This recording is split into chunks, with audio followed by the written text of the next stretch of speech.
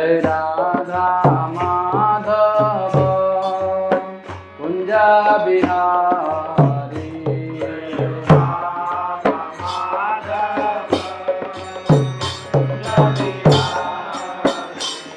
जय गोपी जन वल्लभ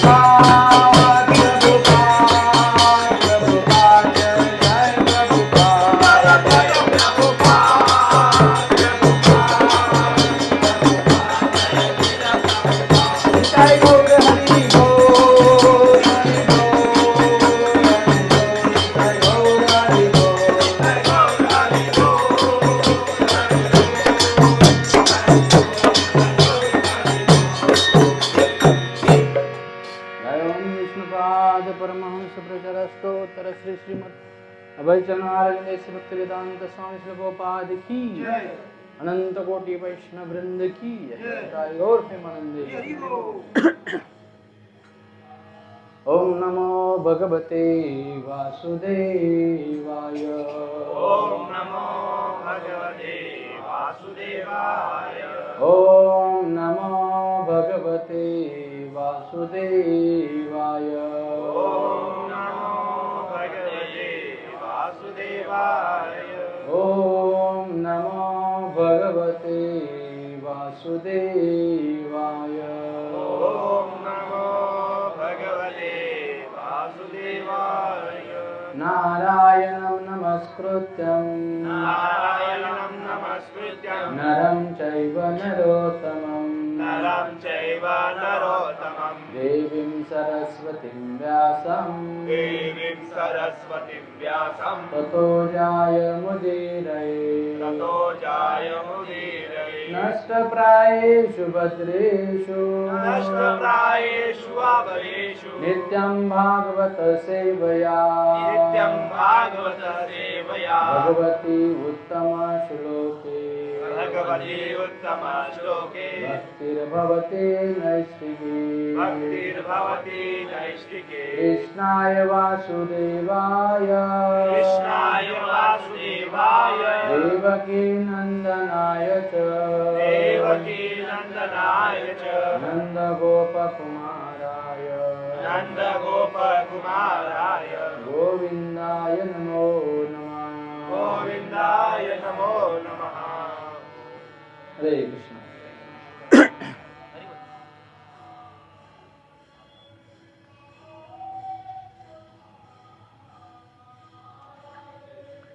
हरे कृष्णा। भगवत गीता जशी आहे तशी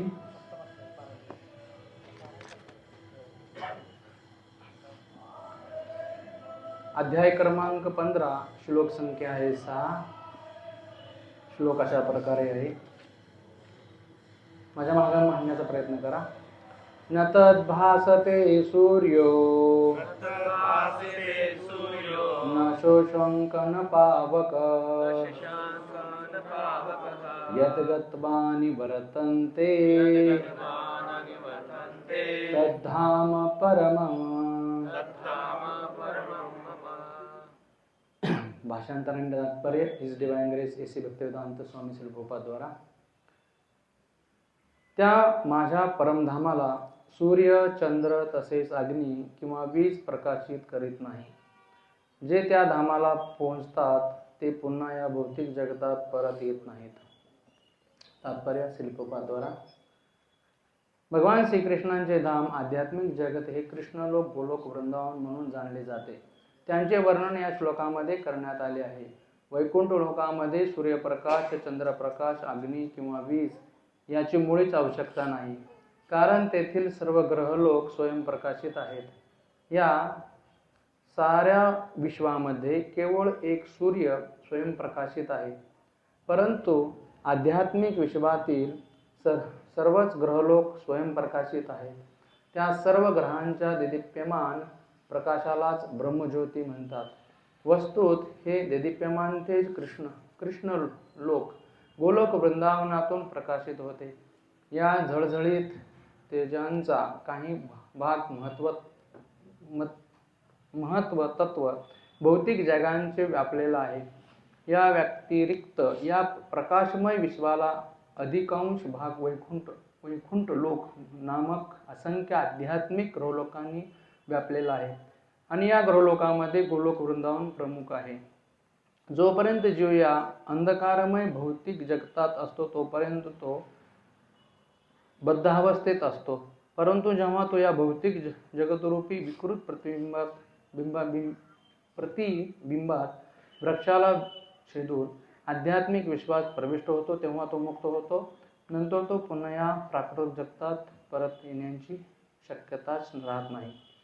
वृद्धावस्थेमध्ये जीव स्वतःला भौतिक प्रकृतीचा स्वामी समजत असतो, परंतु मुक्तावस्थेमध्ये तो आध्यात्मिक जगतात प्रविष्ट होऊन भगवंतांचा पार्षद बनतो व त्या ठिकाणी सच्चिदानंदमय जीवांचा उपभोग घेतो। वैकुंठ जगाबद्दलच्या माहितीमुळे मनुष्याने मुग्ध झाले पाहिजे। त्याने या सातत्यतेच्या विकृत आणि मिथ्य प्रतिबिंबातून सुटका करून ते शाश्वत जगत प्राप्त करण्याची दृढ इच्छा केली पाहिजे। ज्यांची या भौतिक जगतावर अत्याधिक आसक्ती आहे त्याला ही आसक्ती तोडणे अत्यंत कठीण आहे, परंतु जर त्याने कृष्ण भावनेचा स्वीकार केला तर तो हळूहळू निरासक्त होण्याचा संभव असतो।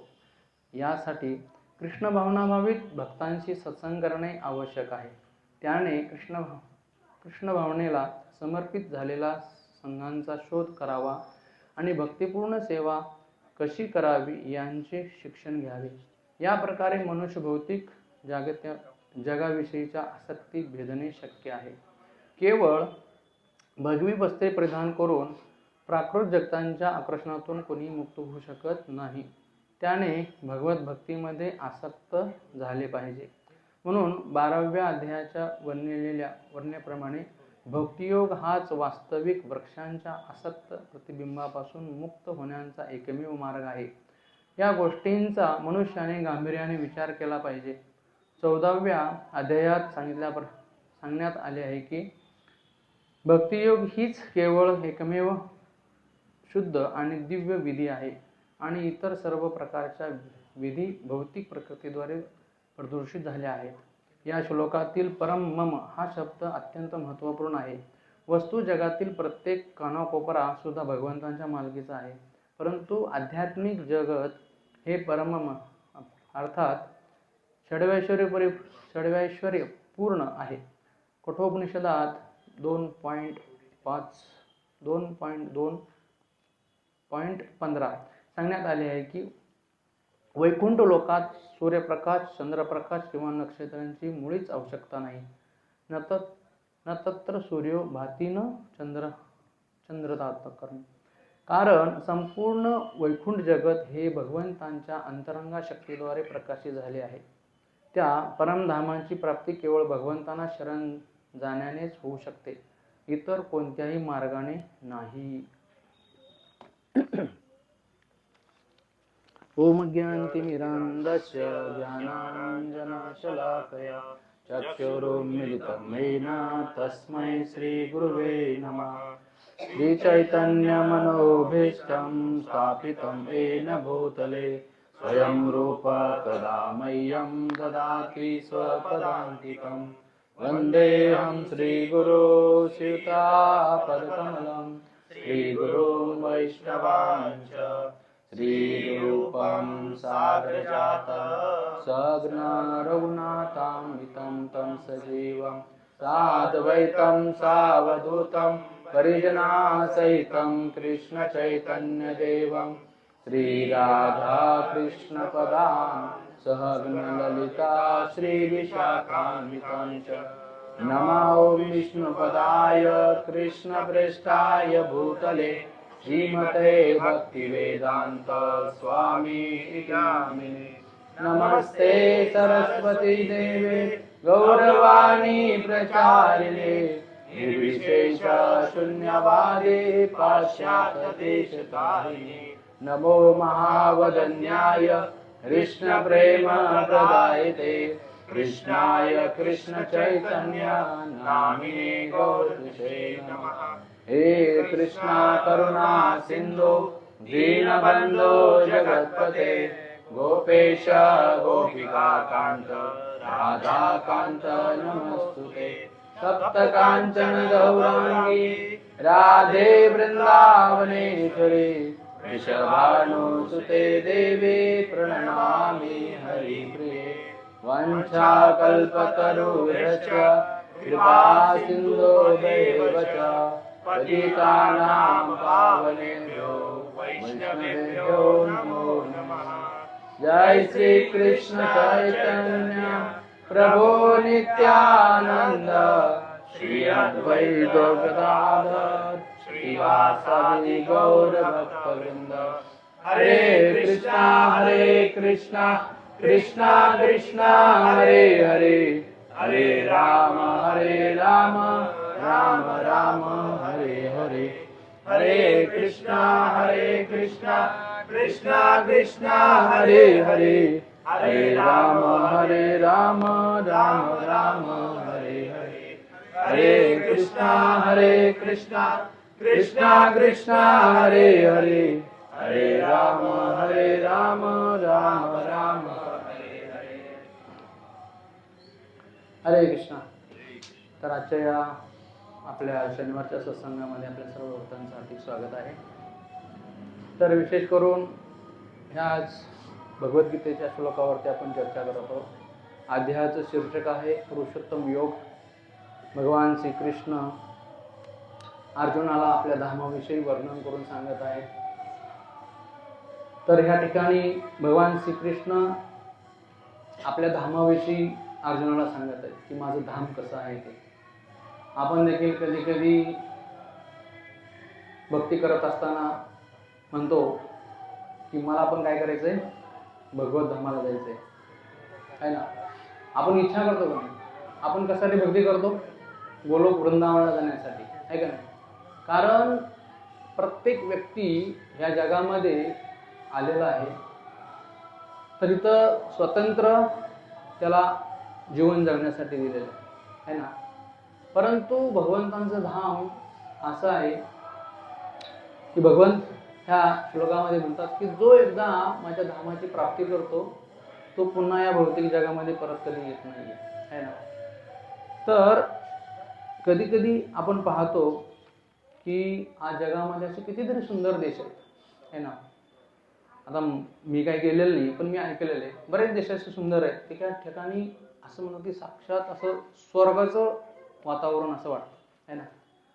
परंतु ह्या भौतिक जगातलं जरी आपण पाहिलं, हिमालय पाहिला वगैरे, है ना, किंवा लोक मुंबईहून कधी कधी महाबळेश्वरला येतात, है ना, असं म्हणतात की काय एकदम हिमालयाचं वातावरण येतं, आणि हिमालयात गेले की म्हणतात की स्वर्गाचं वातावरण आहे, है ना. आणखीन पुढे गेलं तर आणखीन वर्णन करते. आणि समजा कोणी बाहेरच्या देशामध्ये गेला तर तो काय करतो, तिथलं वर्णन करतो की काय सुंदर वातावरण. परंतु ह्या भौतिक जगातलं इतकं जग इतकं सुंदर असू शकतं, तर त्या ठिकाणी ज्या ठिकाणी वैकुंठ वास आहे, है ना, भगवंत आहेत, त्यांचं धाम किती सुंदर असेल, त्यांचा महल किती सुंदर असेल, है ना. समजा जगातला एकदम श्रीमंत व्यक्ती आहे, श्रीमंत व्यक्ती एकदम, है ना, तेव्हा पैशाची काहीच कमतरता नाही, है ना, त्याचा बंगला कसा असेल, कसा असेल म्हणजे आपण कल्पना करू शकत नाही. जसं मुंबईमध्ये एक आहे ना, काय बिल्डिंगचं नाव,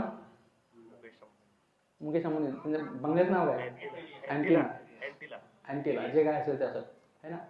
ज्यावेळेस त्यांनी निर्माण केलं त्यावेळेस किती 9,000 करोड बनवलं, त्यावेळेस 9,000 करोड, आणि आता किती किंमत त्याची, मी परवा दिवशी ऐकलं 18,000 करोड झाली ती. म्हणजे का बरं असं, तर मला हे सांगायचंय की एखादा भौतिक जगातला श्रीमंत व्यक्ती असेल तो स्वतःसाठी इतकं सुंदर घर बनवू शकतो, है ना. मग भगवंत हे किती ब्रह्मांडाचे नायक आहे, तो अनंत कोटी, त्यांचं घर कसं असेल, हा, त्यांचं घर कसं असेल. आता मुंबईला जे घर बांधलेलं आहे अँटिनियाचं, त्याच्यामध्ये भरपूर काही फॅसिलिटी आहे, भरपूर काय. तुम्ही असं म्हणतात की भक्त सांगत होते मला की त्या घरामध्ये गेल्यासाठी हिमालय गेल्यामध्ये सारखं वाटतं, रूममध्ये गेल्यावर हिमालयात गेल्यासारखं असं वाटतं, म्हणजे कुठं गेलं तर वाळवंटात गेल्यासारखं वाटतं, म्हणजे इतकं सगळ्या सुविधा केलेल्या आहेत. तर मग भगवंत तर काय आहेत, अनंत कोटी ब्रह्मांडांचे नायक आहेत, है ना. एक व्यक्ती, साधारण व्यक्ती जर इतकं करू शकतो तर मग भगवंत काय करू शकणार नाही आहेत. आणि ह्या श्लोकामध्ये भगवंतांनी आपल्या स्वतःच्या धामाचं वर्णन केलेलं. तर ते म्हणतात की त्या माझ्या परमधामाला सूर्य, चंद्र तसेच अग्नी किंवा वीज प्रकाशित करीत नाही. जे त्या धामाला पोहोचतात ते पुन्हा या भौतिक जगात परत येत नाहीत. असं कोण आहे अँटिनिया घरामध्ये गेल्यानंतर पुन्हा या भौतिक जगामध्ये येणार नाही, हा, असं आहे कोणी? किंवा अँटिनिया घरामध्ये त्या विद्युत वापरत नाहीये, किंवा सूर्य, चंद्र असं कुठला प्रकाश इच्छा व्यतिरिक्त दुसरं काय, अग्नी हे सोडतं काय नाही. वीज नसेल तर संपलं सगळा खेळ तिथला, वाटणारं पण नाही तिथे की बिल्डिंग आहे म्हणून, आहे का नाही. परंतु ह्या ठिकाणी आपण पाहतो भगवंत म्हणतायत की न तद भासते सूर्यो न शोषंक न पावक यत गतवानी वर्तन्ते तद्धाम परमम. ते म्हणतात की माझ्या धामाला कुठल्याही प्रकारचं सूर्य नाहीये, चंद्र नाहीये, विद्युत नाहीये, चला आता इतकं मोठा प्रकाश लावायचा असं तसं नाही, अग्नी नाहीये कुठल्याही प्रकारचं अग्नी त्या ठिकाणी नाहीये. तर ते भगवंतांचं धाम कसं आहे मग, तर स्वयंप्रकाशित धाम आहे ना. ज्यावेळेस भगवान श्रीकृष्णाने द्वारकेमध्ये आपला महल बांधलेला होता, 16,108 राहण्यासाठी इतके महल होते तिथं. आणि हे सर्व महल काही साधारण नव्हते, कसे होते, संपूर्ण हिऱ्या माणक्यांनी मढवलेले होते. आणि त्या हिऱ्या माणक्याचा प्रकाश जो होता त्या सगळ्या महलामध्ये पडत होता. तर हे आहे भगवंतांचं धामाचं वर्णन, है ना. आणि म्हणून या ठिकाणी भगवान म्हणतात की माझ्या धामाला कुठल्याही प्रकारचा सूर्य नाही, चंद्र नाही आणि कुठल्याही प्रकारचं विद्युत नाही किंवा अग्नी नाही. मग हे नसेल तर मग सगळं अंधारच असेल, आहे ना? पण नाही आहे. भगवंतांचं धाम कसं आहे? स्वयंप्रकाशित धाम आहे. आणि ह्या ठिकाणी आपण पाहतो आणखीन एक भगवंतांचं धामाचं वर्णन असं आहे, वैशिष्ट्य आहे. भगवंतांच्या धामामध्ये कधीही ह्या भौतिक मृत्यू लोकांमध्ये जन्म, मृत्यू, जरा, व्याधी आहे ना, आहेत ना, तसं भगवंतांच्या धामामध्ये कुठल्याही प्रकारचं दोष नाही. म्हणजे जन्म, मृत्यू, जरा, व्याधी हे स्थळ आहे तिथं नाही आहे. कुठल्याही प्रकारचं तिथं काळ नाही आहे. कुठल्याही प्रकारचे तिथले तीन गुण आहेत, सत्वगुण, रजगुण, तमगुण. कुठल्याही प्रकारचे गुण तिथं कार्य करत नाही आहेत, है ना. आणि असं हे स्वच्छंद हे भगवंतांचं धाम आहे. म्हणजे म्हणून त्याला म्हणले वैकुंठ. तिथं कुठल्याही प्रकारचं दुःख नाही, शोक नाही, है ना. केवळ आनंद आणि आनंदच आहे. म्हणून या ठिकाणी भगवंत आपल्या धामांचं काय करतायत? वर्णन करतायत. आणि एवढंच नाही, वर्णन करून झाल्यानंतर ते म्हणतात की यत गत्वा आणि वर्तन्ते तद्धाम परमम. जर एखादा व्यक्ती ह्या भौतिक जगातला माझी भक्ती करून, है ना, समजा माझ्या धामाची प्राप्ती केला, तर तो पुन्हा ह्या मृत्यू लोकांमध्ये कधीही येत नाही. तर हे भगवंतांनी सांगितलेलं आहे. आणि म्हणून आपण या ठिकाणी आपण पाहतो तर ब्रह्मदेव आहेत. ब्रह्मदेव हे ब्रह्मसंहितेमध्ये भगवंतांच्या धामाचं वर्णन करतात. ते म्हणतात की श्रिय कांता कांता परमपुरुष कल्पतरो द्रुमा भूमी चिंतामणी गई स्वयंतम कथा गान्यम नाट्यम गगनमपि वंशी प्रियसखी चिदानंदम ज्योति परमपि स्वादमपि च स यत्र शिराब्दी सुभिति सुरभेच्छ समूह निमेषार्ध्याको वा व्रजति नहीं यत्रापि समय श्वेतम दीपम तमहम गोलोकमितिहम विदंसन्ते संत शिति चिरा वारा कतिपय. तर इतकं सगळं भगवंतांनी काय केलेलं आहे? आपल्या धामाचं वर्णन केलेलं आहे. तर ह्या ठिकाणी ब्रह्मदेव हे काय करतायत? वर्णन करतायत. आता भगवंतांनी तर वर्णन केलं भगवद्गीतेमध्ये. आता ब्रह्मदेव कसं काय वर्णन करत असतील? आता जो व्यक्ती भगवंतांचं धाम पाहिलेला आहे तोच व्यक्ती वर्णन करू शकतो. आणि ब्रह्मदेव आपण पाहतो की ब्रह्मदेव बऱ्याच वेळा भगवंताच्या धामाला गेलेले आहेत, आहे का नाही. ज्यावेळेस आपण पाहतो वैकुंठामध्ये ज्यावेळेस ब्रह्मदेव गेले होते, आपण ती कथा मागच्या वेळेस आपण ऐकलेली होती की एकदा ब्रह्मदेव भगवंतांच्या धामामध्ये गेले आणि गेल्यानंतर द्वारपाल असतात सगळीकडेच, सिक्युरिटी असते. आणि ब्रह्मदेवाने सांगितलं की मी ब्रह्मा आलोय, सांगा तुम्ही भगवंतांना. आणि असं म्हणल्यानंतर ते द्वारपाल गेले आणि ब्रह्मा आले असं सांगितलं भगवंतांना. आणि भगवान म्हणले की कोणचे ब्रह्मा? आणि त्या द्वारपालाने विसरून गेले की नेमकं कुठले ब्रह्मा आहेत. मग त्याने परत आले किंवा तुम्ही नेमकं कुठले ब्रह्मा आहात? ब्रह्मदेवाला म्हणलं अरे मी ब्रह्मा, चतुर्मुखी ब्रह्मा. म्हणजे सांगा मी चारमुखी ब्रह्मा आहे. मग परत द्वारपाल गेले आणि भगवंतांना सांगितलं की चतुर्मुखी ब्रह्मा आलेले. भगवान म्हणले ठीक आहे, येऊ दे आतमध्ये त्यांना. आणि ज्यावेळेस ब्रह्मदेव आल्यानंतर आपण पाहतो की ब्रह्मदेव दुसऱ्या कार्यासाठी आले होते, पण त्यांनी ती बाजूला ठेवलं. कारण म्हणाले की भगवंता माझा एक प्रश्न आहे की तुम्ही असं का म्हणलात की कोणते ब्रह्मा? मला सोडून आणि कुठला ब्रह्मा आहे का? समजा इथे एक ओरोथप आहे, आणखीन कोणी ओरोथप आहे का? तर ब्रह्मदेवाला वाटलं की मी एकटाच ब्रह्मा आहे, दुसरं कोण नाही आहे. आणि लगेच भगवंतांना कळालं की अरे काय झालेलं आहे, गैरसमज झालेला आहे. आणि मग बस भगवंतांनी काय केलं, फक्त आपल्या मनामध्ये सगळ्यांचं चिंतन केलं. मग भगवंताला काही टाळ्या वाजवावं लागलं नाही, काय करावं लागलं नाही. बस मनामध्ये चिंतन केले आणि काही क्षणामध्ये त्या ठिकाणी हजारो ब्रह्मदेव प्रकट झाले. कोणी एक शिरवाला आहे, कोण 2, 3, 4, 5, 50, 100, 200, 500, 1000, कोटी इतके असे आता ते कसं डोके असतील विचार करा. सगळे डोके आणि सगळे येत आहेत आणि काय करतायत, भगवंताला प्रणाम करतायत. आणि प्रणाम केल्यानंतर सर्व ब्रह्मा काय करतायत, भगवंताची स्तुती करतायत. आणि सगळे म्हणतात की आमच्यासाठी काय आज्ञा सांगा, आम्ही काय सेवा करू. आणि त्यावेळेस भगवंत म्हणाले की नाही, बस मला तुम्हाला सर्वांना फक्त एकत्र बघण्याची इच्छा झाली होती. माझी इच्छा झाली होती तुम्हाला सर्वांना एकत्र बघायची, म्हणून आता तुम्ही काय करू शकता, तुमच्या लोकांमध्ये जाऊ शकता. तर असं म्हणलेलं आहे शास्त्रामध्ये, चैतन्य चरितामृतमध्ये वर्णन केलेलं आहे. म्हणतात की जितक्या दिशा असतात, जितक्या ब्रह्मांडाला दिशा आहेत, तितके ब्रह्माला मुख्य असतात. आपलं कसं पूर्व पश्चिम दक्षिण उत्तर ही 4 दिशा आहेत, तर आपल्या चतुर्मुखी ब्रह्मा आहे. कुठल्या 10 दिशा असतील त्यातल्या ब्रह्माला 10 मुख्य आहेत. कुठल्या 1000 दिशा असतील तर 1000 मुख आहेत. तर असं त्याच्यानुसार ठरलेलं आहे. तर त्यावेळेस मग ही जे ब्रह्माजी होते, ह्या सर्व ब्रह्मांजीच्या समोर एक छोटेसे काय होते ते, जसं म्हणतो ना आपण हत्तीच्या कळपामध्ये एक छोटासा ससा बसलेला आहे ना, किती छोटासा ससा बारीक असतो, तसं हे ब्रह्मा इतके छोटेसे वाटत होते. आणि त्यावेळेस ब्रह्माजीने कळलं की अरे बापरे, आपण खूप छोटे.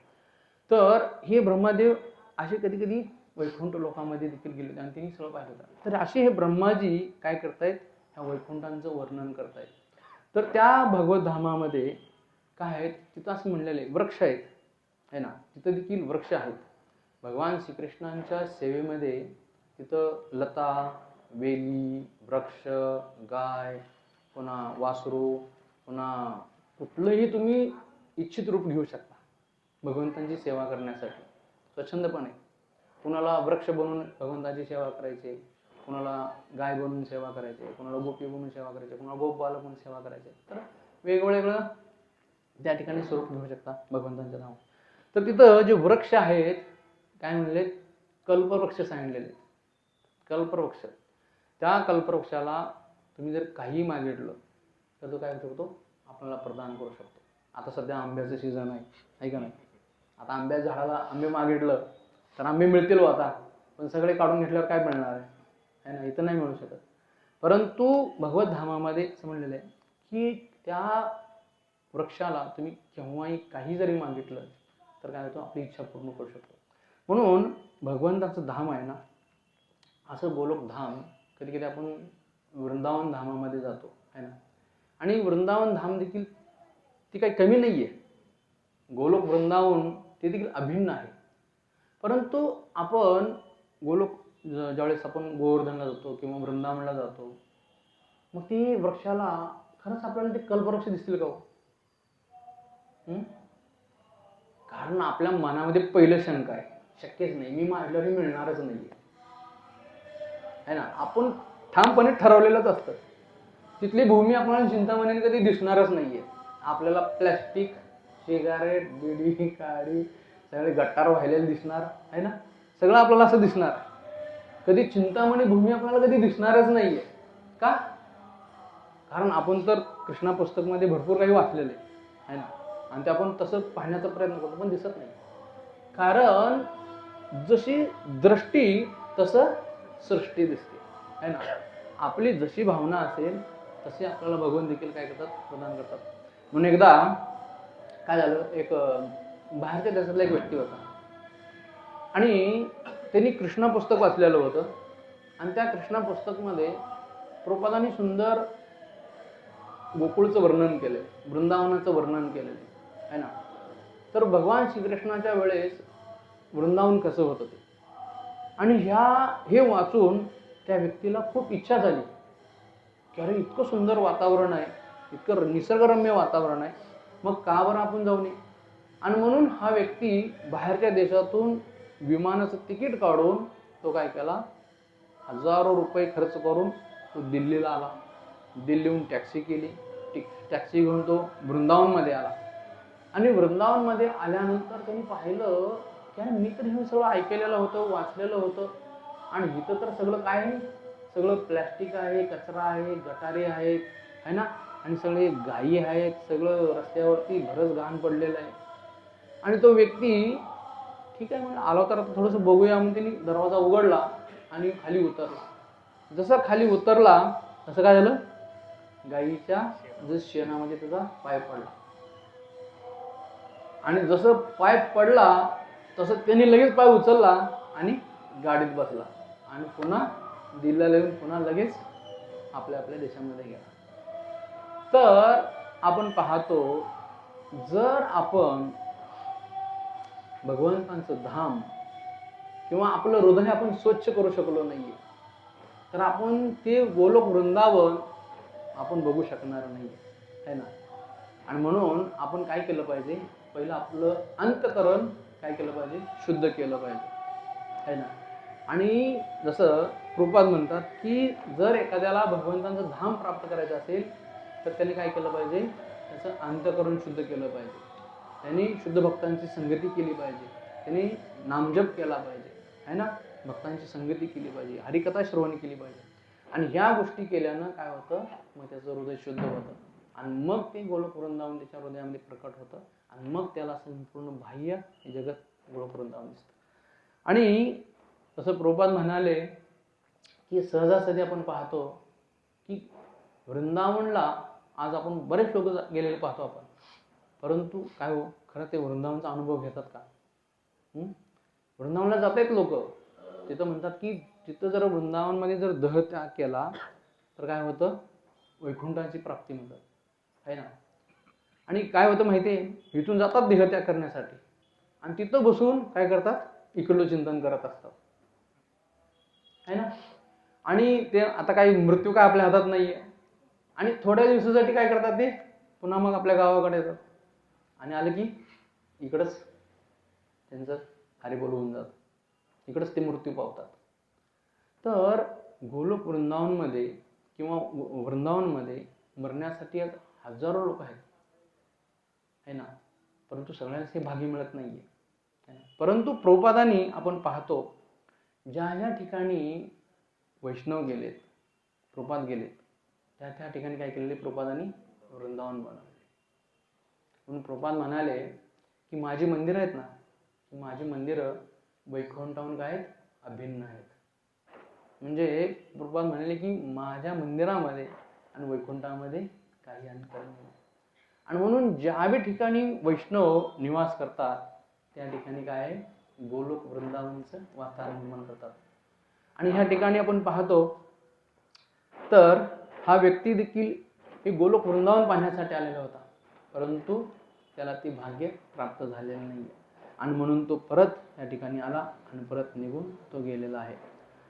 तर एकदा काय झालं की प्रभुपाद झाशीमध्ये प्रवचन करत होते आणि झाशीमध्ये प्रवचन करत असताना त्या ठिकाणी प्रभुपादांनी प्रवचनामध्ये सांगितलं की एक पुस्तक लिहिलेलं होतं प्रभुपादांनी भरपूर पुस्तकं लिहिली होती, पण त्यावेळेस ते एक पुस्तक पूर्ण झालं होतं आणि प्रभुपाद म्हणले की हे तुम्ही पुस्तक घ्या, इतर ग्रहांचा सुगम प्रवास हे पुस्तकाचं नाव आहे. हां, तर त्याच्यामध्ये सुंदररित्या प्रभुपादांनी गोलोक धामाचं वर्णन केलेलं आहे. आणि प्रभुपाद म्हणाले की जो कोणी हे पुस्तक वाचेल त्याला गोलोक वृंदावनची प्राप्ती होईल किंवा त्याला माहिती मिळेल. आणि मग एक व्यक्ती प्रभुपादांना प्रश्न विचारला की प्रभुपाद, ठीक आहे, ही भक्ती करून किंवा हे पुस्तक वाचून आपण गोलोक वृंदावनची प्राप्ती करू शकतो, परंतु परत आपण झाशीला येऊ शकतो का?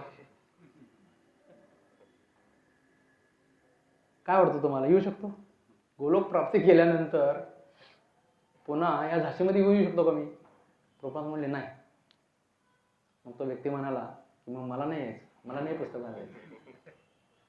विचार करा, हे आणि हे त्या व्यक्तीची कथा नाही, ही आपली प्रत्येकाची कथा आहे, है ना. त्याला झाशीला यायचं होतं ना, आपल्याला वाईला यायचं आहे ना.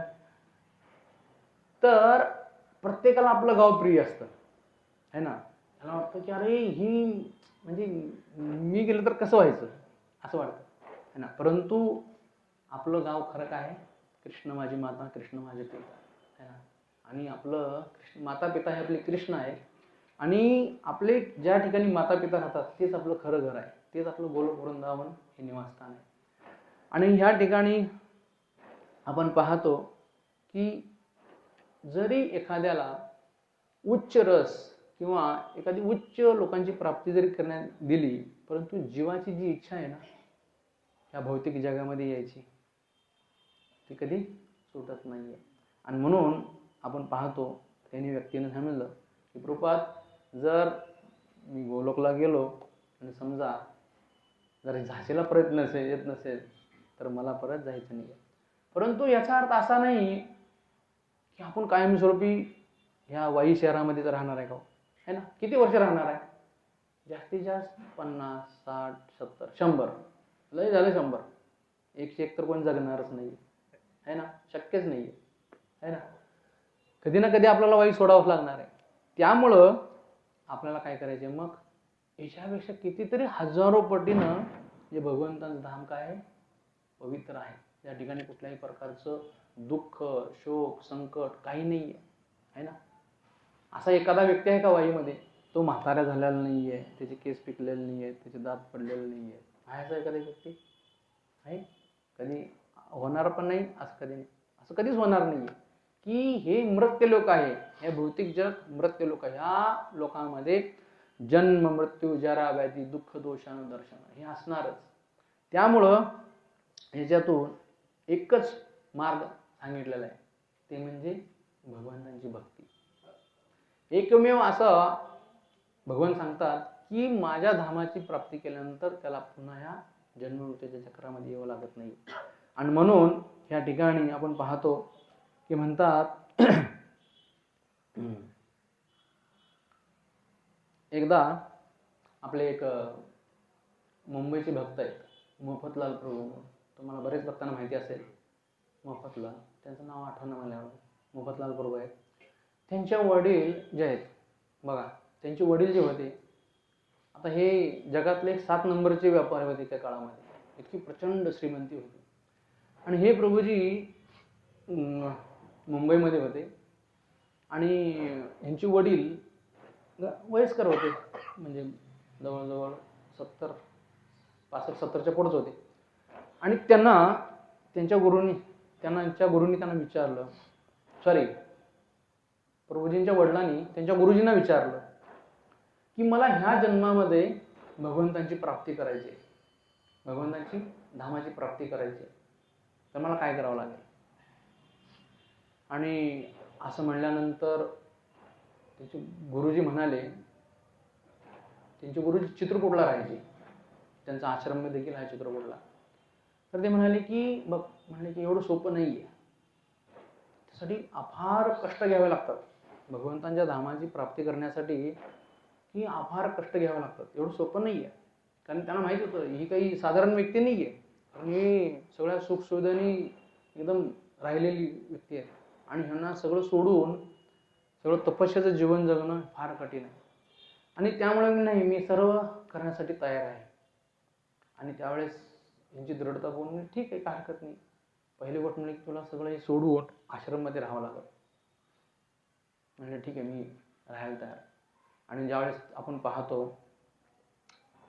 म्हणजे त्यांच्या वडिलांचा मृत्यू होण्याच्या अगोदर मला वाटतं एक 5-7 वर्ष ते चित्रकूटला निघून गेले. आणि चित्रकूटला निघून गेल्यानंतर आपण पाहतो, आपली मागच्या वेळेस चित्रकूटला यात्रा गेली होती. त्या ठिकाणी खूप पाऊस असतो, खूप थंडी असते, कडक उन्हाळाही असतो, भरपूर काही तपस्या असते. त्या ठिकाणी त्यांनी तसली कठोर तपस्या केली, तसल्या वयामध्ये, है ना. भरपूर नामजप केला. रामांचे भक्त होते ते, है ना. आणि हे चाफळचं राम मंदिर आहे ना, त्यांनीच ते बांधलेलं दुष्काळाच्या काळामध्ये. तर ते रामाचे भक्त होते. आणि आपण पाहतो की इतकी कठोर तपस्या केली आणि जे गुरुंनी त्यांना जे काही सांगितलेलं होतं त्या सर्व गुरूंच्या आज्ञेचं त्यांनी पालन केलं जीवनामध्ये. आणि आपण पाहतो की तसल्या वयामध्ये कुठल्याही प्रकारचा सुखसुविधाचा विचार न करता ते शेवटच्या क्षणापर्यंत आपल्या गुरुच्या आश्रममध्ये राहिले. विचार करा, म्हणजे इतकी कठोर त्यांनी जीवनामध्ये काय केलेली आहे, तपस्या केलेली. म्हणून आपण पाहतो, सांगायचा मुद्दा असा होता की आपल्याला जर भगवंतांचं धाम प्राप्त करायचं असेल किंवा भगवंतांची भक्ती प्राप्त करायची असेल तर काही साधारण गोष्ट नाही आहे. आज ह्या जगामध्ये आपण कुठलीही गोष्ट आपल्या स्वबळावरती आपण प्राप्त करू शकतो. काय पाहिजे ते आपण मिळवू शकतो, काही पण आपण पैशाच्या जोरावरती मिळवू शकतो. परंतु भगवंतांची भक्ती आणि भगवंतांचं धाम कधी आपण ह्या पैशाच्या बळावरती आपण मिळवू शकत नाही. त्यासाठी आपल्याला कठोर परिश्रम करावा लागणार आहे ना. आज आपण पाहतो की आज लोक धनप्राप्तीसाठी विशेष करून किती आपल्याला कठोर परिश्रम करावं लागतं आहे ना. काही जगामध्ये फुकट मिळत नाही आहे ना. साधं गिलासभर पाणीसुद्धा कोण फुकट देत नाही आजकाल आहे ना. त्यामुळं परिश्रम भरपूर करावा लागतो.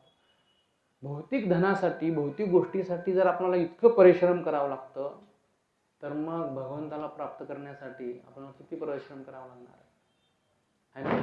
त्यासाठी आपण ह्या भौतिक जगामध्ये कितीही जरी मोठा असलो ना आपल्याला भगवंतांच्या आश्रयाखाली आल्यानंतर आपल्याला छोटं होण्यात काय करावं लागणार आहे, कार्य करावं लागणार आहे ना. भगवंतांची आपल्याला छोटी छोटी सेवा करावं लागणार आहे ना. जितकी छोटी सेवा करू आपण तितकं भगवंताला आपण काय करणार आहे, प्रसन्न करणार आहे आणि तितकं भगवंत प्रसन्न होते. आणि म्हणून जास्त छोटी सेवा जी काय असेल आपण ती केली पाहिजे. असं नाही की मोठी सेवा नाही केली पाहिजे, मोठी सेवा केलीच पाहिजे, परंतु जी छोटी, जे साधं झाडू मारण्यापासून, भांडे घासण्यापासून, कचरा उचलण्यापासून, कुकिंगपासून जे काही आपण सेवा करतो ना, जे काही आपल्याला येतं ते आपण सेवा केली पाहिजे. आणि जोपर्यंत आपण अशी सेवा करत नाहीये है ना, गुरूंना भगवान श्रीकृष्णांना आपण संतोष करू शकत नाहीये, तोपर्यंत आपण कधी या धामाची प्राप्ती करू शकणार नाही है ना. म्हणून या ठिकाणी आपण पाहतो की कृपाल म्हणाले की ह्या ठिकाणी आपल्याला का बरं भगवंतांच्या सेवेत लावलं जातो. आज इस्कॉन अशी एक संस्था आहे, संपूर्ण जगभरामध्ये कार्य करते. आता इतर वाई एक छोटं सेंटर आहे, परंतु मुंबई असेल किंवा अमेरिका असेल, जपान असेल, रूस असेल, रशिया असेल, ह्या देशामध्ये अशी मोठमोठी मंदिर आहेत है ना. भरपूर भक्त आहेत, भरपूर पैसा देखील त्या ठिकाणी आहे. ते सर्व कार्य पैसे देऊनही करू शकतात. तरी पण तिथं भक्त का सेवा करत असतात, कारण सेवा केल्याशिवाय ती प्रेम मिळणार आहे ना, कधी ते प्रेम मिळणार. आणि म्हणून आपण पाहतो की लक्ष्मी सहस्त्र सतसंभ सेव्यमानम गोविंदम आदिपुरुषम तमहम भजामि. भगवंतांच्या धामामध्ये काय हजारो लक्ष्मी आहे. एक दोन लक्ष्मी नाही, आपल्याला तर श्रीदेवी आणि भूदेवी एवढंच माहिती आहे का, परंतु हजारो लक्ष्मी आहेत. आणि ह्या हजारो लक्ष्मी वैकुंठामध्ये काय करत असतात, खांब पुसत असतात, झाडू मारत असतात, धूळ नसते तिथं तरी पण सेवा करत असतात. का, कारण ही सेवा करत असताना एकदा तरी भगवान माझ्याकडे काय करतील, पाहतील, दृष्टी टाकून माझ्यावर पाहतील, आणि म्हणून त्या सेवा करत राहतात. आणि म्हणून व्यक्ती जोपर्यंत भगवंतांची सेवा करत नाही ना तोपर्यंत त्याच्यावरती भगवंत प्रसन्न होत नाही. आणि म्हणून ही सेवा करणं फार गरजेचं. मग ब्रह्मदेव म्हणतात की ही सेवा करत असताना ते म्हणतात की प्रेमांजनदृत भक्तिविलोचनेन संत सदैव हृदयेषु विलोकयन्ति यस्याम सुंदरम अचिंत्य गुणस्वरूपम गोविंदम आदिपुरुषम तमहम भजामि. तर प्रेमाचं अंजन असणं हे फार गरजेचं आहे ना. आणि त्या ठिकाणी प्रेम आहे, त्या ठिकाणी भगवंत निश्चित काय करतात, आदान प्रदान करतात. आणि समजा आपल्या हृदयामध्ये जर प्रेम नसेल भगवंताप्रती तर भगवान म्हणते ठीक आहे बाबा, तुलाही गरज नाही आहे आणि मलाही काही गरज नाही आहे ना. एकमेव अशी गोष्ट आहे ती भगवंताला जिंकायचं असेल तर ती म्हणजे प्रेम आहे ना. जो व्यक्ती भगवंतावरती प्रेम करतो तो व्यक्तीने काय केलेले, भगवंताला जिंकलेलं आहे. आणि म्हणून या ठिकाणी आपण पाहतो की गोलोक वृंदावन किंवा वैकुंठ लोक भगवंतांचा असा आहे की ज्या ठिकाणी कुठल्याही प्रकारचं काय नाहीये, दुःख नाही, असं हे स्थान आहे. आणि हे प्राप्त करण्यासाठी ह्या प्रत्येक जीवाने काय केलं पाहिजे, प्रयत्न केला पाहिजे. असं नाही की बाबा इतकं जर कठीण असेल तर मग नको जायला, कशाला जायचं बघ, त्यापेक्षा आपलं बरं आहे वाईमध्येच आहे ना. तर एकदा काय झालं, नारद मुनी भगवंतांकडे गेले वैकुंठ लोकामध्ये आणि भगवंताला म्हणाले की भगवंता की ह्या जगामध्ये इतके जीव आहेत, जन्म मृत्यू जरा व्याधी दुःख दोषांना सगळे दुःखाने भरलेले आहेत. तुम्ही का बरं यांचा उद्धार करत नाहीये? तुम्ही भगवंत आहात. तुम्ही जर दयावान, इतके तुम्ही दयावान आहात, तुम्ही दया दाखवली तर सगळ्याचा उद्धार होऊ शकतो. म्हणले नारद मुनी अशा प्रकारे म्हणल्यानंतर भगवान म्हणले ठीक आहे, असं कर, जा. म्हणजे तू पृथ्वी लोकांवरती जा आणि जो कोणी माझ्या धामाला येईल त्याला काय करतो मी घेऊन टाक, इथं तू जा, सगळ्यांना तू घेऊन ये. तुझ्यासोबत जो कोणी येईल, कोणी येऊ असो, पात्र अपात्र कोणी का असे ना, स्त्री पुरुष बालक व्रत कोणी काही ना, सर्वांना तू घेऊन ये, मी काय करतो माझ्या वैकुंठामध्ये. आणि नारद मुनीला खूप समाधान वाटलं. म्हणजे वा, भगवंतानी आपल्या वैकुंठांचे द्वार काय केलेले, उघडे ठेवलेले. आणि वैकुंठ लोकातून भगवंत नारद मुनी या ठिकाणी आले. आल्यानंतर सर्वत्र सर्वांना सांगितलं की चला, भगवंतांनी काय केलेले, आपल्या गोलोक वृंदावनचे दरवाजे काय केलेले, ओपन केलेले. सगळ्यांना फुकट प्रवास आहे, सगळ्यांना गोलोकमध्ये फुकट, चला. आणि आपल्याला माहिती आहे फुकट म्हणल्यानंतर या भौतिक जगातले लोक काय करतात, लगेच रांगेला उभारतात. फुकट काय मिळालं की लगेच रांगेला उभारतात. परंतु झालं काय की ज्यावेळेस आपण पाहतो हजारो लोक निघाले वैकुंठाला, हजारो लोक निघाले. आणि निघता काय झालं माहिती आहे बघा, भगवंतांचं धाम एवढं सोपं नाहीये. असं म्हणलेलं आहे की 14 माळ्याची काय ही इमारत आहे, हे ब्रह्मांड आहे ना, 14 लोकांचं वर्णन केलेलं त्याच्यामध्ये. तर याच्यावरती 7 लोक आहेत आणि खाली 7 लोक आहेत. तर खाली सर्व नरकांचं वर्णन केलंय, तलातर उत्तर सुतोल पाताळ हे आहेत ना, सगळे नरकाचं वर्णन केलेलं आहे. आणि वरती सगळ्या उच्च लोकांचं वर्णन केलेलं आहे. आणि वरती कसं स्वर्गलोक आहे, ब्रह्मलोक आहे ना, एकदम म्हणजे नंदनवंदनच सगळं. आणि ही सगळी भुकलेली ह्या मध्ये सगळी फळी आपली हे पृथ्वीवरती लोक सगळे. आणि ज्यावेळेस ते उच्च लोकांतून प्रवेश करत होते, नारद मुनी पुढं चाललेले, हरिनाम घेत हरे कृष्णा कृष्णा कृष्णा हरे हरे राम राम राम हरे. नारद मुनी पुढं चाललेले आहेत. नारद मुनी बजाय विना राधिका रमण नामे, ते आपल्या नामामध्ये विनेवरती नाव घेत मग्न झालेले. आणि झाले असताना आपण पाहतो की इकडं लोक मात्र काय होऊ लागले, जसं एक लोक येऊ लागला ना, कुणाला तहान लागलेली आहे, कुणाला भूक लागलेली आहे, कुणाला सोरा सुंदरी दिसलेली आहे, कुणाला सुंदर सुंदर गार्डन दिसलेले. आणि ते काय म्हणाले, काय रांगेत तर जायचं आहे ना, मग 5 मिनिट बसूया. मग कोणी 5 मिनिट बसलं, कोणी 10 मिनिट बसलं. बसता लाईन पुढे निघून गेली. आणि हे काही गोटाला तयार नाहीत, कारण तिथलं इतकं सुखाचं वर्णन केलेलं स्वर्गलोकामधलं की काही लोक ब्रह्मलोकामध्ये गेली, काही स्वर्गलोकामध्ये गेली, कोण कुठे गेलं. आणि शेवटी वैकुंठापर्यंत नारद मुनी पोचले, वैकुंठाच्या द्वारापर्यंत. आणि गेले आणि भगवंताला म्हणले, भगवंता की बघा मी सर्वांना घेऊन आलेलो आहे, आता तुम्ही काय करा, त्यांना आश्रय द्या. भगवंत म्हणाले, कुठे आहेत सगळे? म्हणजे काय सगळे माझ्या मागे, हजारो लोक आहेत माझ्या पाठीमागे. म्हणजे कुठे आहेत बघ. आणि ज्यावेळेस नारद मुनींनी स्वतःहून पाहिलं पाठीमागं, तरी एकही व्यक्ती नव्हता, कोणीच नव्हतं. सगळे लोक, कुणाला तहान लागलेली आहे, कुणाला भूक लागलेली आहे, कुणाला काय, कुणाचं काय, तर सगळे लोक काय केलेले, त्या बाकीच्या इतर लोकांमध्ये जाऊन फसलेले.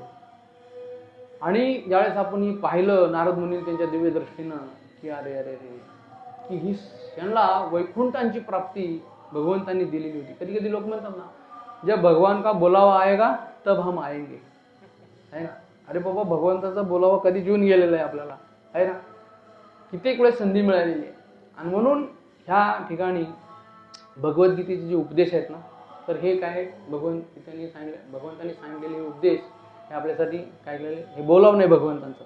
यद्गत्मानि वर्तन्ते तद्धाम परमम. तर ह्या कथेतून आपण पाहतो की असे जे साधू संत आहेत ते आपल्यासाठी काय करत असतात, रात्र दिवस काबाड कष्ट करत असतात.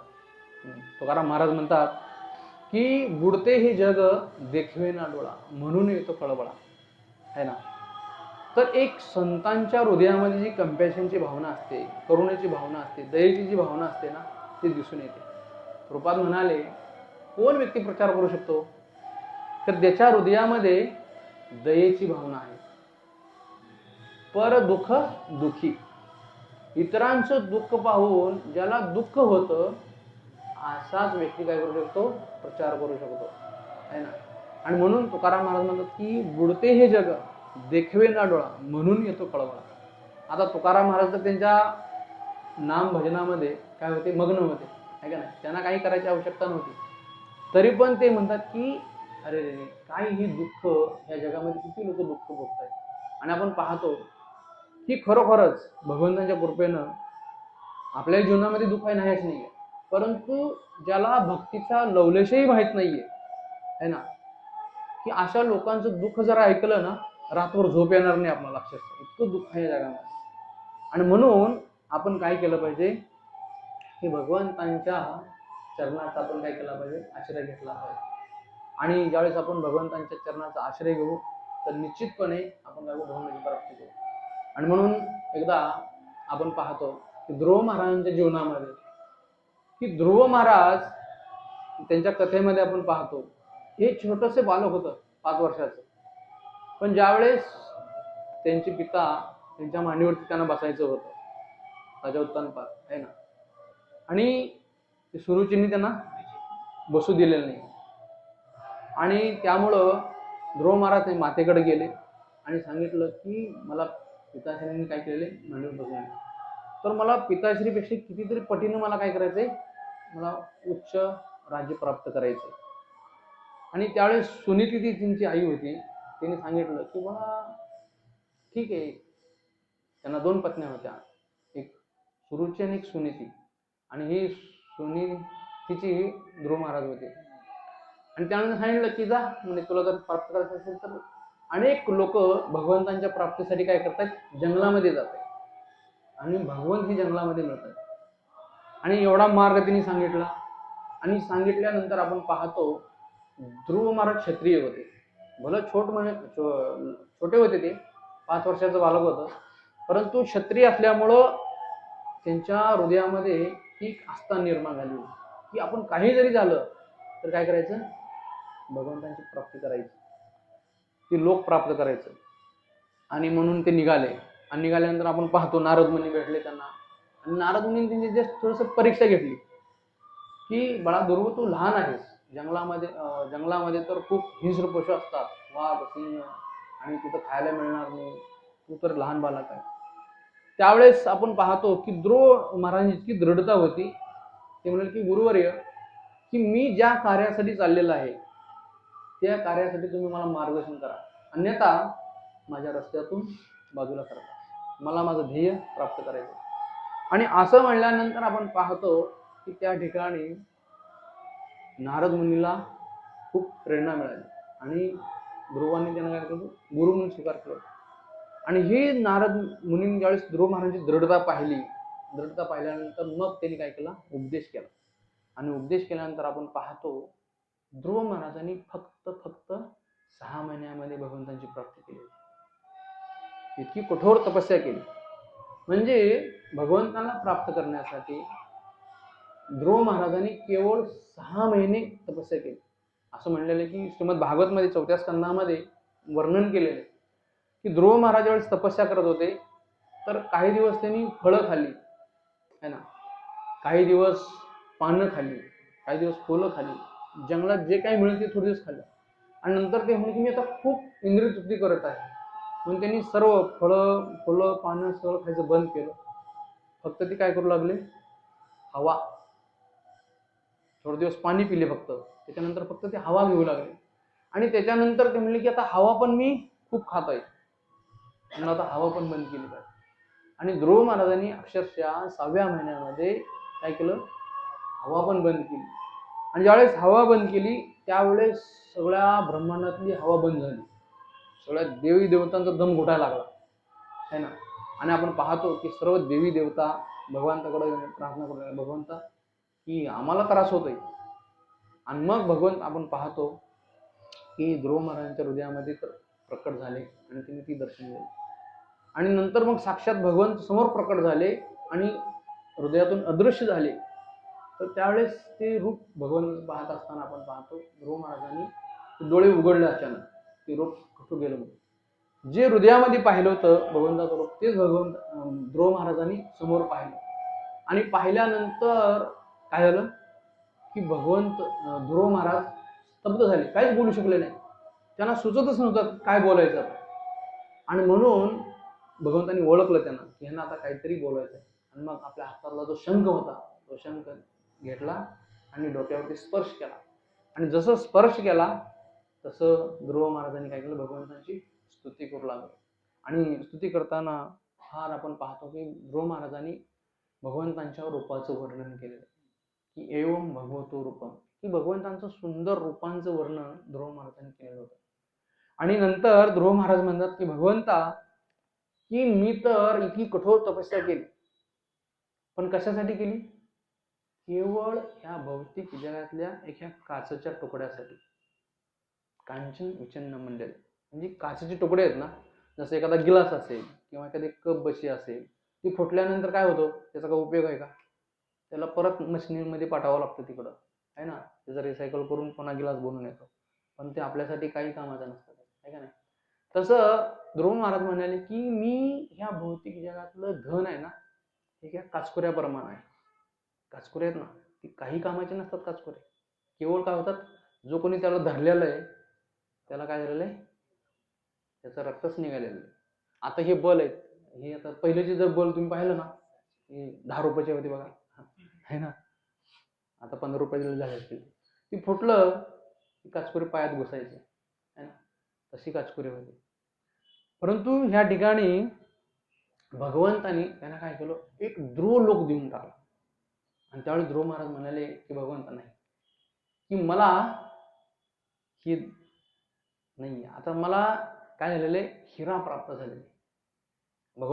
ध्रुव महाराज म्हणाले की भगवंता, मी आलो तो तुमच्याकडे काचेच्या तुकड्यासाठी, परंतु आता मला काय झालेले, हिरा प्राप्त झालेले. भगवंत हे काय हिऱ्याप्रमाणे आहेत आणि भौतिक धन आहे हे काय काचकुऱ्याप्रमाणे आहे. आणि म्हणून ध्रुव महाराज म्हणाले की भगवंता, आता तुम्ही मला काय झालेले आहेत, साक्षात प्राप्त झालेला, त्यामुळे मला भौतिक धनाची अजिबात मला अपेक्षा नाही. तरी पण त्या ठिकाणी भगवंत म्हणाले की ध्रुव नाही, तू काय केलेले, माझ्याकडे इच्छा करून आणले, त्यामुळे मी तुला काय करणार, हे तुला वरदान देणारच. आणि म्हणून भगवंतानी एक ध्रुव लोक, जे अजून देखील एक ध्रुव तारा म्हणून ओळखला जातो. आणि एवढंच नाही तर असं म्हणलेलं की 36,000 वर्ष ध्रुव महाराज तिथं राज्य करतील. आणि भगवंतांनी एवढे वरदान दिलं, तिथं राज्य करत असताना कुठल्याही प्रकारचं वृद्धत्व येणार नाहीये, म्हातारपण येणार नाहीये, है ना, कुठल्याही प्रकारचं तिथं मृत्यू येणार नाही. तर इतकं देखील भगवंतांनी काय केलं, ध्रुव महाराजांना वरदान दिलेले. तर ह्या कथेतून आपण बघू शकतो. आणि ज्यावेळेस मग आपण पाहतो की ध्रुव महाराजांची ज्यावेळेस वैकुंठ लोकांची ज्यावेळेस त्यांना प्राप्ती झाली, तर त्यावेळेस ते म्हणाले की ठीक आहे, ही माझ्यासाठी विमान आलेलं आहे, परंतु ज्यांनी मला मार्ग हा दाखवला त्यांचं काय? तर त्यावेळेस ते दूत म्हणाले, काय काळजी करू नका, त्यांचं देखील विमान तुमच्या पुढे गेलेलं आहे ना. तर बघू शकतो, म्हणून म्हणलेले या ठिकाणी की या ठिकाणी जे साधू संत असतात ते अशा प्रकारे असतात, बोलते हे जग देखील म्हणून येतो कळवळा, है ना. आणि म्हणून प्रभुपाद असतील, आचार्य असतील, तुकाराम महाराज असतील, तर ह्यांचा हा कळवळा असतो. ह्या लोकांनी जर वैकुंठाची प्राप्ती केली तर इतरांचं देखील आपल्याला. म्हणून प्रभुपाद म्हणायचे की जो व्यक्ती प्रचार कार्यामध्ये संलग्न झालेला आहे ना, इतरांचं दुःख जाणवलेलं आहे, तर असा व्यक्ती काय करू शकतो, प्रचार करू शकतो. म्हणून आपण काय केलं पाहिजे, जास्तीत जास्त प्रचार केला पाहिजे. तर ही अशा प्रकारचं ही धाम आहे भगवंतांचं.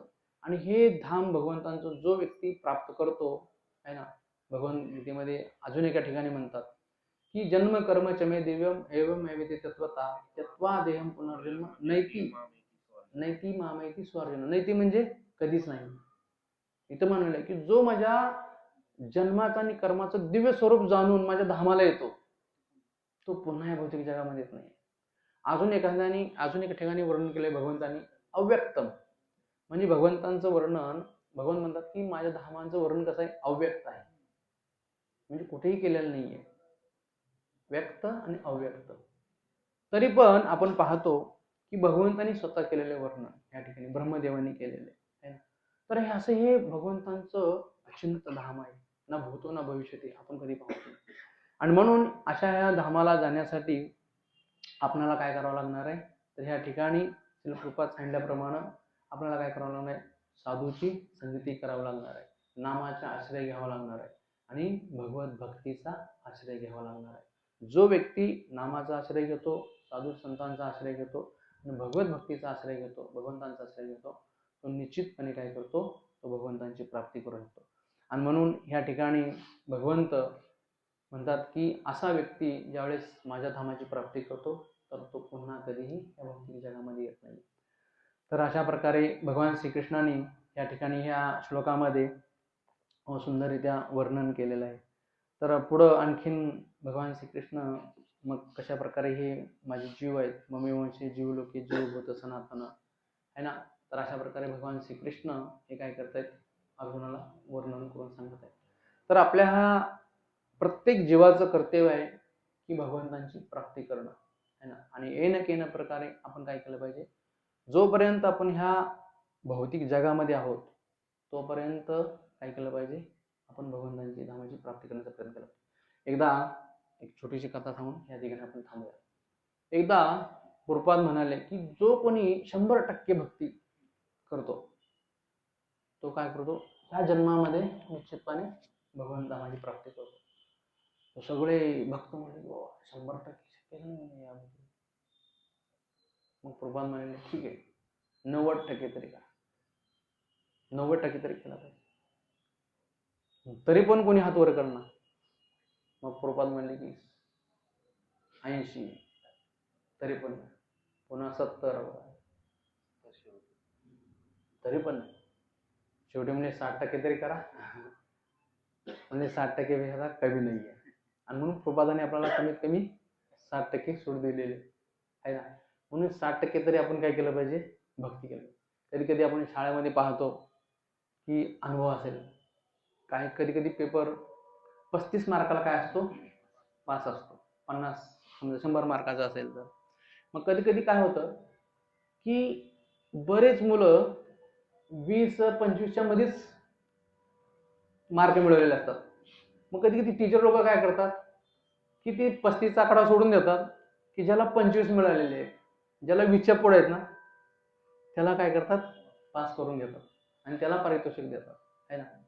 तसं प्रभुपाद म्हणाले कमीत कमी तुम्ही 60 पर्यंत तरी भक्ती करा, बाकीचं मी काय करतो, तुम्हाला पुढचं मागच्या दरवाजावाटी घेऊन जातो आहे ना. आहे ना 40% आहे ना ती प्रभुपादावरती आहे. म्हणून आपण 60% तरी काय केलं पाहिजे, भक्ती म्हणजे तो प्रयत्न केला पाहिजे. असं नाही की आता एवढं लांब भगवत धाम आहे मग कशाला जायचं, त्याच्या इथून बसू नाही, प्रयत्न तरी करा. कधी कधी 60%चं 30%वर बी म्हणे चला.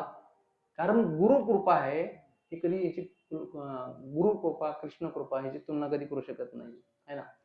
म्हणून म्हणलेलं आहे ना, हुकुम करोति वाचालम पंगवम लंघयते गिरी यत्कृपाः तमोवंदे श्री गुरु दीनदयाळ आहे ना.